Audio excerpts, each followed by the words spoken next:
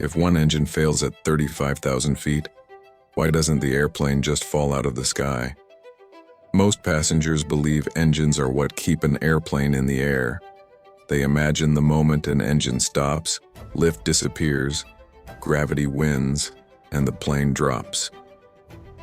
That fear feels logical, it feels intuitive, and it is completely wrong. Because at that exact moment, when one engine shuts down, the airplane is doing something almost no passenger realizes exists. And if that hidden design didn't work exactly as intended, modern aviation would be statistically impossible. Before we explain why airplanes don't fall, let's clear up the biggest misconception in flight. Engines do not hold airplanes in the air. Wings do. Engines only provide speed, and speed is what allows wings to work. Lift is not created by engines. Lift is created by airflow. As long as air keeps flowing over the wings at sufficient speed, lift exists, even if one engine stops, even if both engines stop. That single fact already changes how you should think about flight. When an engine fails, the airplane doesn't suddenly lose lift. It loses thrust on one side. And that creates a completely different problem. Asymmetry. With one engine producing thrust and the other producing none, the airplane wants to yaw. It wants to rotate sideways toward the dead engine. This is not a catastrophic failure. It's a predictable one, and aircraft are designed from day one to handle it.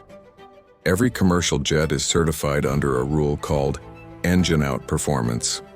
That means the airplane must be able to continue flying safely with one engine completely inoperative.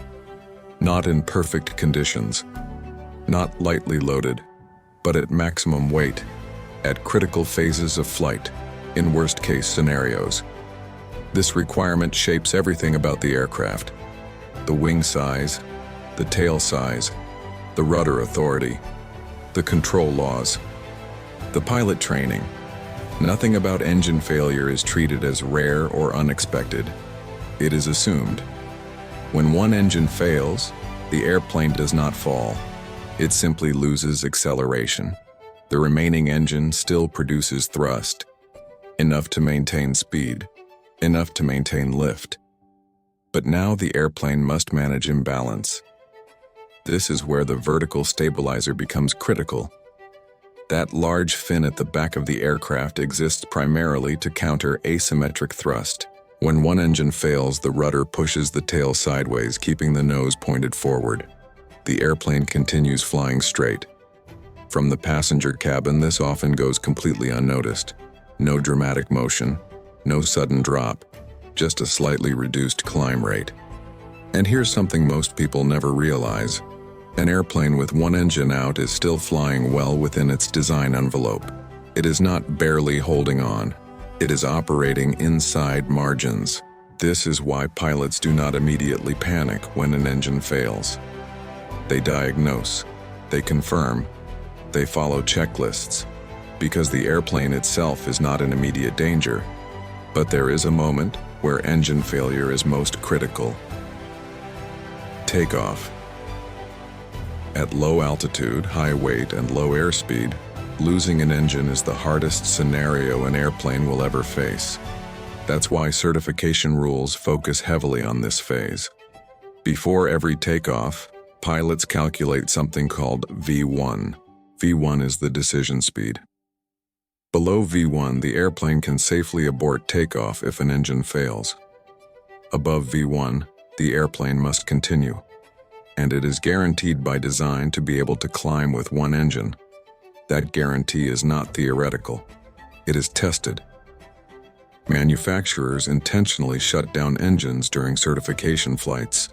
They prove the airplane can climb, turn, and remain controllable. If it cannot, it does not get certified.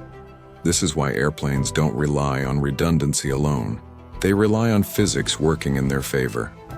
Lift does not depend on symmetry. Lift depends on speed and wing area. As long as speed stays above stall, the airplane stays in the air, even with one engine, even with none. Which brings us to another uncomfortable truth. Engines are not what keep airplanes from falling. Pilots do. Because if airspeed drops too low, lift disappears. And this is where engine failures become dangerous. Not because thrust is gone, but because pilots must manage energy. Altitude and speed are energy. If speed drops too far, the wing stalls. If the wing stalls, lift collapses. This is why training focuses relentlessly on airspeed awareness. Pilots are taught from day one, never trade speed for comfort. When an engine fails, the airplane is still flyable, but only if speed is maintained. This is why airplanes are designed to give pilots clear cues: yaw, control feedback, instrument indications. Everything tells the pilot what is happening. Modern aircraft even assist. Fly-by-wire systems automatically adjust control laws in engine-out scenarios. They limit dangerous inputs. They protect against stall.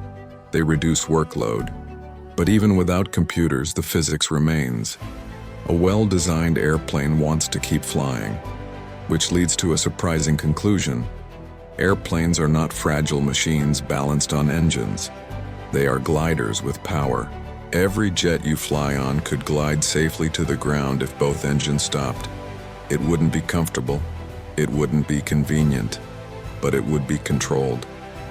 This is not hypothetical. It has happened. Multiple times.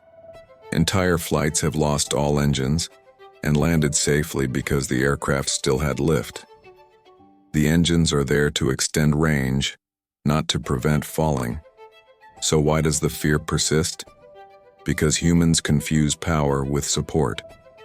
We assume engines hold the airplane up. They don't. They just keep it moving fast enough for physics to do the rest. Which is why airplanes don't fall when an engine fails.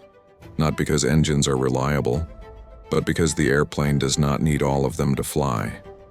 The real danger is not engine failure. It is mismanaging speed afterward. And that is why training, procedures, and design all converge on one thing. Control the energy. As long as that rule is respected, the airplane remains a flying machine. Even with parts missing, even with systems degraded, even with failures.